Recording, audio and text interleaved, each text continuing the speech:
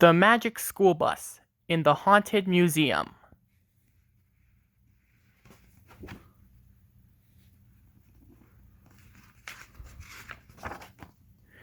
In Miss Frizzle's class, we were getting ready for our concert at the Sound Museum, but something was wrong.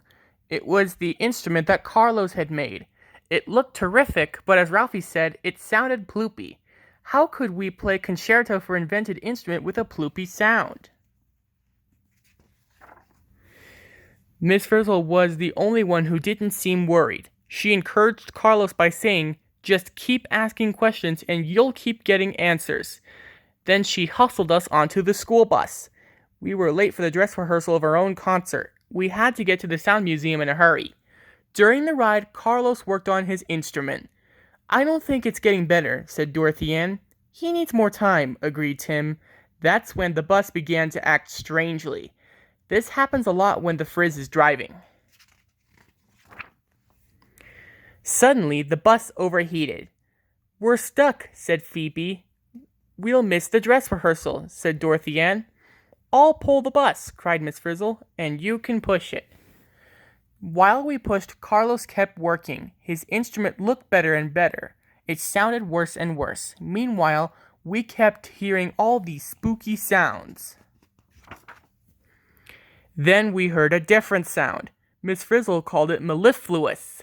It was also coming from the old creepy house. We wanted to get back on the bus, but the Frizz said, take chances, make mistakes. Then she rang the doorbell. Boy, did it sound off. Carlos heard the amazing sound, too. "Listen to that. I need to figure out what's making that sound," said Carlos.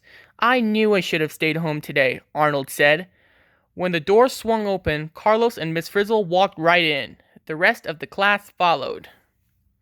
"Hello," called Miss Frizzle. "Hello," her voice echoed back to us. No one greeted us.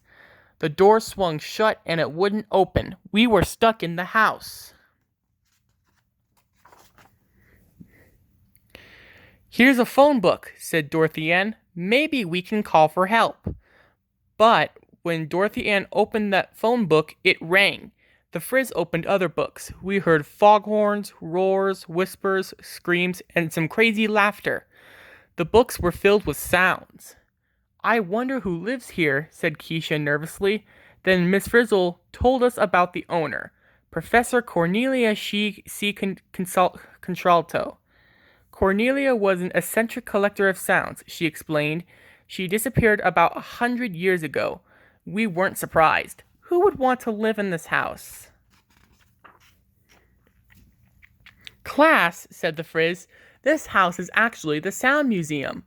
That did surprise us, especially since the museum was closed for the night, and we were in it. "We have the whole place to ourselves," said Miss Frizzle. "Great," said Carlos. Not everyone was so happy. Ralphie was worried about Professor Cornelia Contralto. "I bet she's a ghost," he said. "Maybe she's in the house seeking the perfect sound." This was an interesting thought. The house was full of surprising sounds. It was time for bed. The museum just happened to have enough kid-sized beds for everyone. We got way under the covers.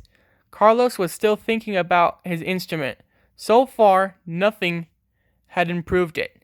"Cornelia, if you're out there, will you help me make this thing sound right?" he called. We heard that sound again. Someone or something had answered Carlos. He ran from the room to see what it was. We scrambled after Carlos. Before we could stop him, he had opened a door, and we were in a strange room. Every time we turned around, we saw something different. We ran from a jungle to the mountains. Miss Frizzle was there, yodeling. Her yodel bounced from one mountain to another. It was an echo. From there, we tumbled into the giant room. It was full of gigantic musical instruments. Dorothy Ann pulled the string of a harp. The string moved back and forth and made a musical sound. Miss Frizzle said, "That movement is a vibration." Keisha added, "When the string stops vibrating, the sound stops."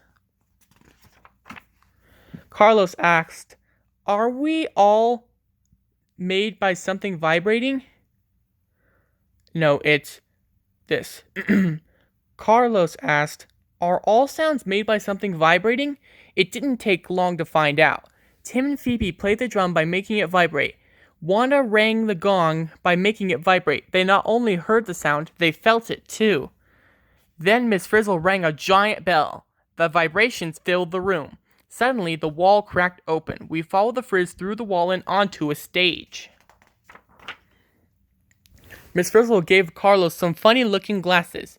They must have been magic. They let Carlos see sound waves. "Sound waves look like the ripples in a pond," he cried. "There are circles within circles, moving outward." We all put on magic glasses. It was fun making sounds and watching the vibrations. The sound waves started in one place and moved out in all directions. Miss Frizzle showed us something else. First, she sang a high note. The circles came out close together. Next, she sang a low note. The circles were further apart. "Class," said the Frizz, "high sounds are made when something vibrates fast. Low sounds are made when something vibrates more slowly." Then Carlos got a really soundproof idea. "It doesn't matter how my instrument looks. What matters is how it vibrates." He dashed back to the bedroom. His instrument was gone. We were nervous. We heard that amazing sound again. Then the lights went out. "That sound is coming from the closet door," cried Dorothy Ann. Carlos opened the door and disappeared. He had fallen into a dungeon. That didn't bother the Frizz. She jumped right in too and shouted, "Follow me, kids." This seemed like an unsound idea, but she was our teacher. Arg! Soon we were all down there together.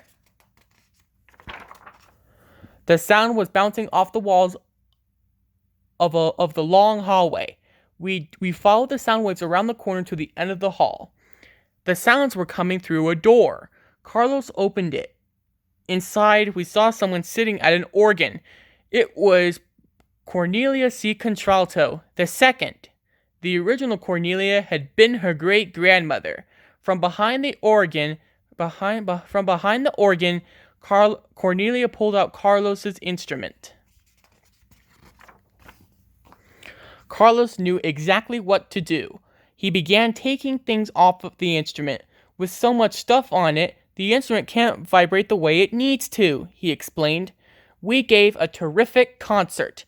Everyone loved the amazing sound from Carlos's invented instrument. Cornelia liked them so much, she asked for the instrument.